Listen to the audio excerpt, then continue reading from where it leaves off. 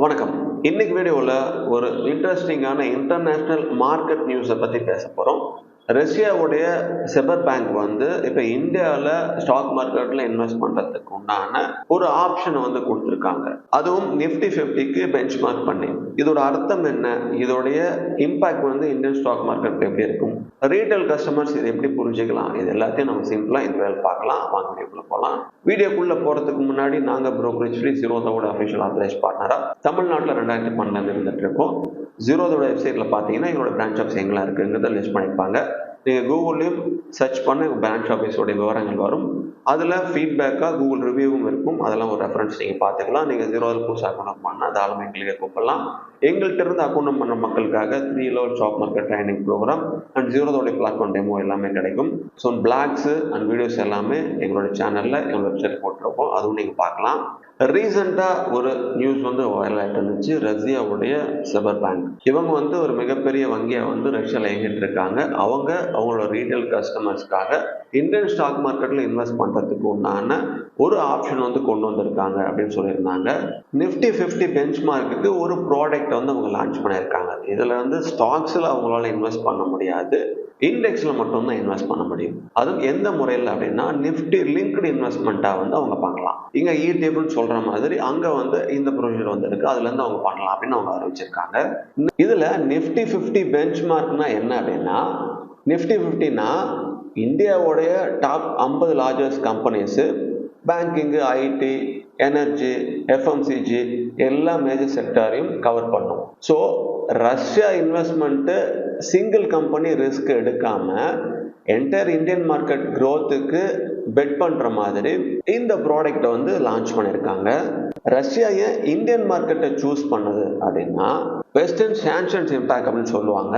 ரஷ்யாவுக்கும் US Europe சாங்ஷனுக்கும் இருக்கிற ஒரு ஃபாரின் இன்வெஸ்ட்மெண்ட் ஆப்ஷன் லிமிட் அதை சொல்லலாம். இந்தியா வந்து ஃபாஸ்ட்டாக க்ரோயிங் ஆகிற economy, stable democracy and strong stock மார்க்கெட்டாக வந்து இருந்துட்டு இருக்கு. லாங் டேர்ம் க்ரோத் வந்து அதோடைய ஸ்டோரியும் வந்து நல்லா இருக்கு அப்படிங்கிறதுனால சூஸ் பண்ணியிருக்காங்க. சைனாவுடைய கம்பேர் பண்ணும்போது ரிஸ்க் வந்து குறைவாக இருக்கு அப்படின்னு சொல்லியிருக்காங்க. சைனா அந்த ரெகுலேட்டரியோட ரிஸ்க் வந்து அதிகமாகிறதாகவும், இந்தியா வந்து அதை கம்பேர் பண்ணும்போது ரொம்ப டிரான்ஸ்பரன்சியாகவும் ஸ்டேபிளாகவும் இருக்கிறதுனால இந்தியன் ஸ்டாக் மார்க்கெட் அட்ராக்ட் பண்ணுறதா அந்த தரப்பு வந்து சொல்லியிருக்காங்க. அதனால இன்வெஸ்ட் பண்ணுறதா வந்து சொல்லியிருக்காங்க. ஸோ செபர் பேங்க் ப்ரொடக்ஷன் டைரெக்டாக நம்ம ஸ்டாக்ஸை நம்ம இன்வெஸ்ட் பண்ண முடியாது, நம்ம ஆல்ரெடி பார்த்துட்டோம். ரொம்ப முக்கியமாக அவங்க இண்டெக்ஸில் மட்டும்தான் அவங்க இன்வெஸ்ட் பண்ணுறதுக்கு உண்டான அந்த ப்ராடக்டை வந்து அவங்க இன்வெஸ்ட்மெண்ட் பண்ணியிருக்காங்க.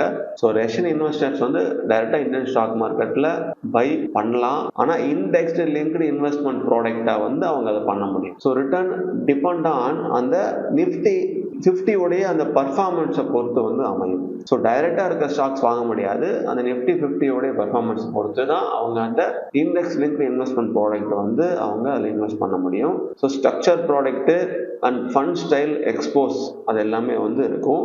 சரி, நம்ம எல்லாம் கேட்கலாம், இதனால இந்தியன் மார்க்கெட்டுக்கு என்ன இம்பாக்ட் வந்து இருக்கலாம் அப்படின்னு. குளோபலாக ஒரு கான்ஃபிடென்ஸ் வந்து இன்க்ரீஸ் ஆகும் இந்தியன் ஸ்டாக் மார்க்கெட் மேலே. ஸோ இந்தியன் ஸ்டாக் மார்க்கெட்டோடைய இன்டர்நேஷ்னல் விசிபிலிட்டி வந்து அதிகமாகும். Long term foreign capital interest, அப்புறம் நிஃப்டி பிராண்ட் வேல்யூ வந்து ஸ்ட்ராங்காக வந்து பில்டப் ஆகும். பட் இமீடியட்டாக நம்ம அந்த பிக் மணி ஃப்ளோ வந்து எக்ஸ்பெக்ட் பண்ணக்கூடாது. இந்த ரீட்டைல் இன்வெஸ்டர்ஸாக இந்தியாவில் இருக்கவங்க எப்படி புரிஞ்சுக்கலாம் அப்படின்னா, உடனே ரஷ்யா வந்து இன்வெஸ்ட் நிஃப்டி 50 பண்ணுறதுனால நிஃப்டி வந்து ஷோராக வந்து மேலே போகும் அப்படின்னு நம்ம நினைக்கக்கூடாது. ஸோ அது வந்து தப்பாயிடும். எப்பயுமே ஒரு பைசெல்க்கு உண்டான எல்லா காரணிகளும் நம்ம செக் பண்ணணும். இந்த வீடியோ வந்து ஒரு பைசெல் ரெக்கமெண்டேஷன் கிடையாது, நாங்கள் செபி ரெஜிஸ்டர்டு இன்வெஸ்ட்மெண்ட் அட்வைசரும் கிடையாது. ஜஸ்ட் இன்ஃபர்மேஷன் மட்டும் தான் கொடுக்குறோம், எஜுகேஷன் பர்பஸ்க்காக மட்டும் தான் கொடுக்குறோம். ஆனால் இந்த இன்ஃபர்மேஷன் கேதர் பண்ணிட்டு நீங்களும் ரிசர்ச் பண்ணிட்டு அதுக்கப்புறம் உங்களோட முடிவுகளை எடுங்க. ஸோ இவங்க ரஷ்யாவுடைய அந்த இன்வெஸ்ட்மெண்ட் வந்ததுக்கு அப்புறமா ஷார்ட் டேர்ம்ல ஏதாவது மூவ்மெண்ட் கிடைக்கலாம், கிடைக்காம போகலாம். இது வந்து சென்டிமெண்டா பாசிட்டிவ் நியூஸாக வந்து இருக்கே தவிர லாங் டேர்முக்கு கான்ஃபிடன்ஸ் சிக்னலாக இருக்கலாம். அதை வச்சு நம்ம முடிவுகள் பண்ணுமே தவிர இதை வந்து ஒரு நிப்டிக்கு உண்டான பாசிட்டிவ் எடுத்துட்டு மட்டும் நம்ம பயன்படுத்தக்கூடாது. அந்த செபர் பேங்கோடைய மூவ் வந்து கிளியரா வந்து சொல்லியிருக்காங்க, India stock market global trust increase ஆகும், நிஃப்டி 50 இன்டர்நேஷனல் பெஞ்ச் மார்க்கா க்ரோத் ஆகுது. ஸோ எமர்ஜிங் மார்க்கெட்டில் இந்தியா வந்து டாப் சாய்ஸா வந்து மாறிட்டு இருக்கு அப்படிங்கிறத வந்து அவங்க சொல்லியிருக்காங்க.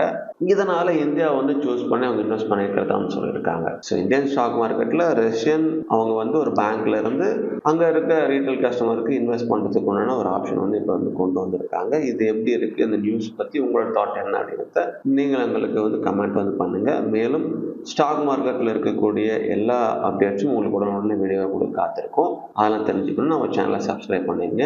மீண்டும் உங்களை அடுத்த ஒரு நல்ல ஒரு இன்ட்ரெஸ்டிங் பதிவில் சந்திக்கிறேன். மிக்க நன்றி.